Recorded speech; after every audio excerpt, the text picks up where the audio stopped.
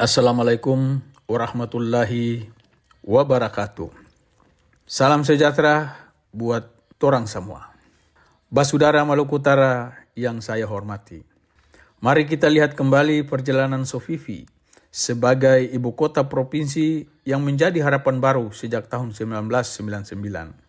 Namun hingga kini, Sofifi belum menjadi daerah otonom dan belum berkembang secara signifikan sebagai tulang punggung pemerintahan provinsi. Sofifi ditetapkan sebagai ibu kota provinsi Maluku Utara lewat Undang-Undang Nomor 46 pada tanggal 4 Oktober tahun 1999. Namun, Sofifi baru difungsikan sejak Presiden SBY meresmikannya pada tanggal 4 Agustus tahun 2010. Hasilnya, dari tahun 1999 hingga tahun 2010, Ternate tetap menjadi pusat administrasi karena infrastruktur Sofifi yang belum siap. Hingga kini, Sofifi adalah satu dari 7 ibu kota provinsi di Indonesia yang belum memiliki status otonom setara kota, bersanding dengan Manokwari, Mamuju, dan provinsi lainnya. Sejak tahun 2010, dilakukan berbagai pembangunan, jalan, kantor, pemerintahan, pelabuhan, dan penataan kawasan pemukiman. Namun realitas di lapangan masih menunjukkan minimnya fasilitas dasar seperti sanitasi, air bersih, drainase, jaringan listrik, telekomunikasi belum optimal, dan masih bergantung pada Ternate untuk bandara dan beberapa layanan strategis lainnya. Jadi, kendati ada perbaikan hingga tahun 2022, Sofifi belum matang sebagai pusat ekonomi dan layanan publik. Perjuangan DOB Sofifi lewat aspirasi partai lokal, tokoh masyarakat, akademisi, pemerintah daerah sudah berlangsung selama 1 dekade terakhir. Dan beberapa bulan terakhir ini ada upaya lobi-lobi dan komunikasi politik intens yang dilakukan oleh Gubernur Maluku Utara, Sherly Djuanda, terhadap beberapa elit pusat di setiap kesempatan. Beberapa hari kemarin, tepatnya pada tanggal 29 Juni 2025, Sherly Djuanda mencoba menyampaikan permintaan agar Sofifi menjadi daerah otonom baru kepada Presiden Prabowo lewat acara peresmian industri baterai listrik di Halmahera Timur secara daring. Semua perjuangan ini tidak terlepas dari utang negara yang harus dipenuhi sebagaimana perintah Undang-Undang Pembentukan Provinsi Maluku Utara. Tanggal 8 Juli 2025 bertempat di ruang Komisi 2 DPR RI pada rapat kerja dengan Kementerian Dalam Negeri, Dede Yusuf Mecan Effendi dari fraksi Partai Demokrat menyuarakan terkait posisi Sofifi masih menjadi kecamatan dan belum ada peningkatan menjadi ibu kota. Kemudian pada tanggal 9 Juli 2025, Sultan Tidore Bapak Haji Hussein Shah lewat video singkat yang beredar di media sosial mengusulkan revisi nomenklatur ibu kota Provinsi Maluku Utara berkedudukan di kota Tidore Kepulauan yang beralamat di Sofifi. Ini tidak berarti relokasi fungsi, hanya penegasan simbolik atas asal historis Tidore. Langkah ini mewakili penghormatan terhadap sejarah kesultanan dan memperkuat legitimasi identitas lokal dalam tata pemerintahan modern. Namun semua ini masih menghadapi kendala besar, karena DOB selama ini masih dimoratorium oleh pemerintah pusat. Masih ada maklumat Kesultanan Tidore yang menjadi kendala administratif. Ada juga putusan MK nomor 54 tahun 2021 yang menolak permohonan pemekaran. Dan juga ada infrastruktur dasar yang masih belum memadai meski sudah masuk dalam RPJMD nasional tahun 2020. Berdasarkan sejarah perjuangan, perkembangan infrastruktur, serta dinamika hukum terkait dengan perjuangan DOB ini, kami memberikan solusi sebagai berikut. Pertama, tetap mendorong Sofifi sebagai DOB. Langkah paling krusial adalah mempercepat proses penetapan Sofifi sebagai daerah otonom begitu moratorium dicabut. Langkah lobi-lobi dan komunikasi politik yang dilakukan Gubernur Maluku Utara saat ini adalah utang konstitusi yang harus dipenuhi oleh siapa saja yang menjadi Gubernur Maluku Utara. Status otonomi akan memberikan kewenangan administratif dan anggaran yang memadai bagi Sofifi untuk merencanakan, melaksanakan, dan mengelola pembangunannya sendiri tanpa terlalu tergantung pada pemerintah provinsi atau kota Tidore Kepulauan. Ini akan mengatasi masalah ketertinggalan pembangunan dan kurangnya pelayanan publik yang menjadi keluhan masyarakat selama ini.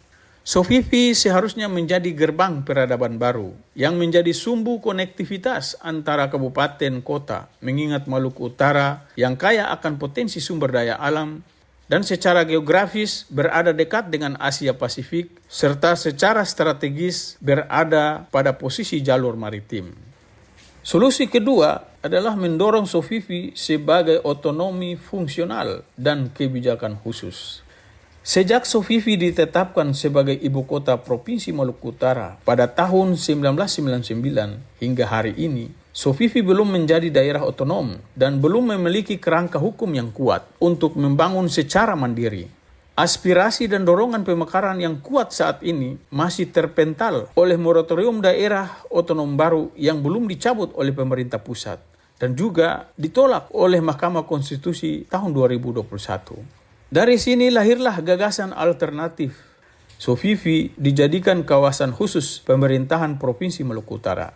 Gagasan ini muncul sebagai jalan tengah antara keinginan masyarakat untuk percepatan pembangunan dan kebutuhan hukum untuk tetap menghormati wilayah Kesultanan Tidore. Dengan status khusus, pemerintah pusat bisa mengalokasikan dana langsung untuk infrastruktur tanpa harus menabrak aturan tentang pemekaran wilayah.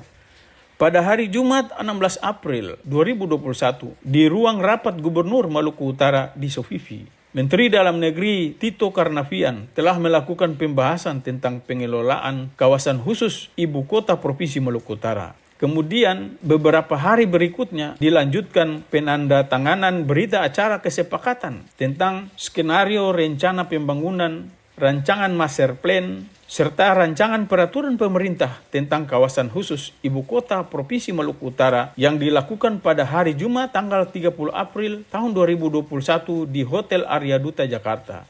Ini sebagai tindak lanjut instruksi Presiden Jokowi saat itu kepada Menteri Dalam Negeri sebagai wujud amanah Peraturan Presiden Nomor 18 tahun 2020 tentang RPJM Nasional tahun 2020. Namun hingga kini ide ini belum terrealisasi. Mengapa? Karena belum ada dasar hukum seperti peraturan pemerintah khusus, koordinasi antara pemerintah provinsi dan pusat yang masih lemah, dan belum terbentuknya satu suara antara Kesultanan Tidore, tokoh politik lokal, dan masyarakat. Sofifi masih terjebak di antara tarik-menarik simbol sejarah, tuntutan pembangunan, dan kebuntuan regulasi.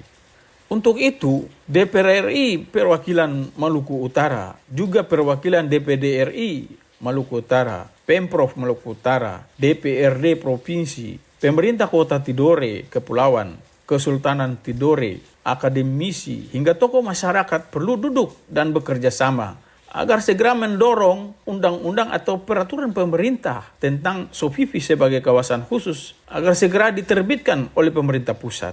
Sehingga fokus dana APBN dapat mengalir langsung bagi percepatan pembangunan ibu kota Sofifi. Menjadikan nama kota Tidore Kepulauan beralamat di Sofifi sebagaimana saran Sultan Tidore adalah untuk menjaga simbol historis sekaligus kejelasan administratif.